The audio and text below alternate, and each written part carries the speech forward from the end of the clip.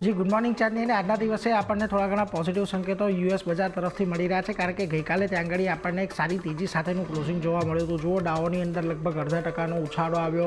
નાસ્ડેક ગઈકાલે આપણને એક નવા શિખર પર બંધ થતો દેખાયો છે અને S&P 500ની અંદર પણ આપણને જે તેજી જોવા મળી એ નવા શિખર પાસે અહીંયાથી ખાસ કરીને ક્લોઝિંગ આવતું જોવા મળ્યું છે, એટલે એના પર એક ખાસ ધ્યાન રાખવાનું.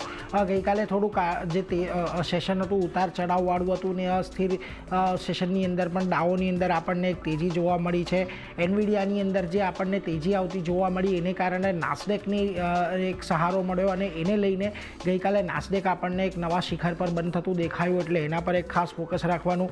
હવે મહત્ત્વની વાત એ છે કે અહીંયાથી એનવીડિયા જે છે $4 ટ્રિલિયન વાળી વિશ્વની સૌથી પહેલી માર્કેટ કેપ ધરાવનારી કંપની બની ગઈ છે અને ખાસ કરીને ભારતનું જે જીડીપી છે એનાથી પણ વધારે એનું માર્કેટ કેપ હવે અહીંયાથી થઈ ગયું છે, એટલે એના પર એક ધ્યાન રાખવાનું.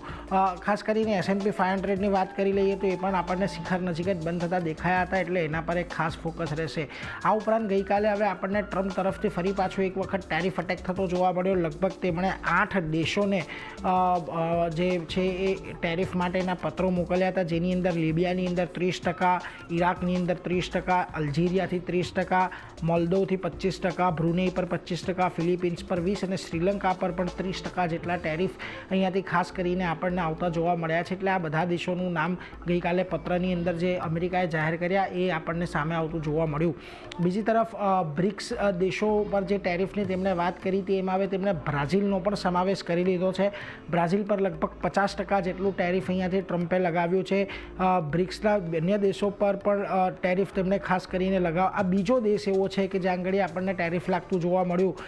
એપ્રિલની અંદર બ્રાઝિલ પર 10% ટેરિફ લગાવ્યું હતું અને ચીન બાદ આ બીજો દેશ બન્યો છે કે જેના પર ટેરિફ આપણને આવતું જોવા મળ્યું છે. અને બ્રાઝિલ અને અમેરિકા વચ્ચે ખાસ કરીને ચીન બાદનું યુએસનું સૌથી મોટું ટ્રેડિંગ પાર્ટનર ખાસ કરીને બ્રાઝિલ છે. 2024માં યુએસ સાથે લગભગ $7.4 બિલિયન ટ્રેડ સરપ્લસ એમનું હતું. યુએસ બ્રાઝિલ ના અનફેર ટ્રેડ પ્રેક્ટિસની ખાસ કરીને તપાસ કરશે એવું તેમનું કહેવું છે અને બ્રાઝિલ રિયલ અમેરિકી ડોલરના મુકાબલે લગભગ 3% ઘટાડો જોવા મળ્યો ગઈકાલે જ્યારે આપણને આ સમાચાર આવતા જોવા મળ્યા, એટલે એના પર એક ખાસ ફોકસ રાખવાનું છે.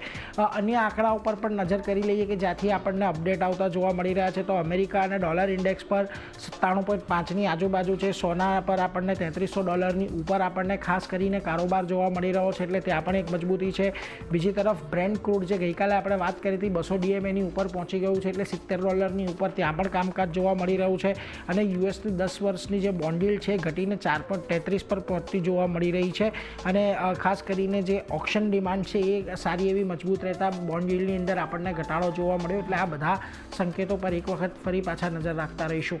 આજના દિવસે હવે આ બધાની વચ્ચે એશિયાના બજારો જુઓ ત્યાં પણ તમને મજબૂતી સાથેનું જ કામકાજ આજના દિવસે જોવા મળી રહ્યું છે. ખાસ કરીને નિક્કેઈના બજારો જોઈ લો તો આજે ત્યાંથી એક મજબૂતી સાથેનું કામકાજ તમને જોવા મળી રહ્યું છે. આ ઉપરાંત પણ અન્ય જે બજારો છે એશિયાના ખાસ કરીને તાઇવાન, કોરિયા ત્યાંથી પણ તમને એક મજબૂતી સાથેનું કામકાજ જોવા મળી રહ્યું છે. આ તરફે તમે હેંગસેંગ અને શાંઘાઈ જોશો તો ત્યાં મજબૂતી છે. સિંગાપોરની અંદર એક પોઝિટિવિટી જોવા મળી રહી છે, એટલે એના પર એક ફોકસ ખાસ કરીને રાખતા રહીશું.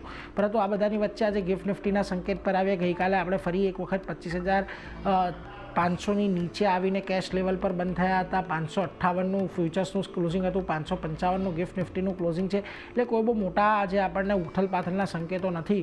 મહત્ત્વની વાત આજે હવે જે વીકલી એક્સપાયરી છે એ આપણને જે આપણી રેન્જ છેલ્લા ઘણા દિવસથી બની ગઈ છે 25,400 થી 25,600ની એની જ વચ્ચે રહેવાની એક અપેક્ષા આજે ચાંદની બનતી દેખાઈ રહી છે. જી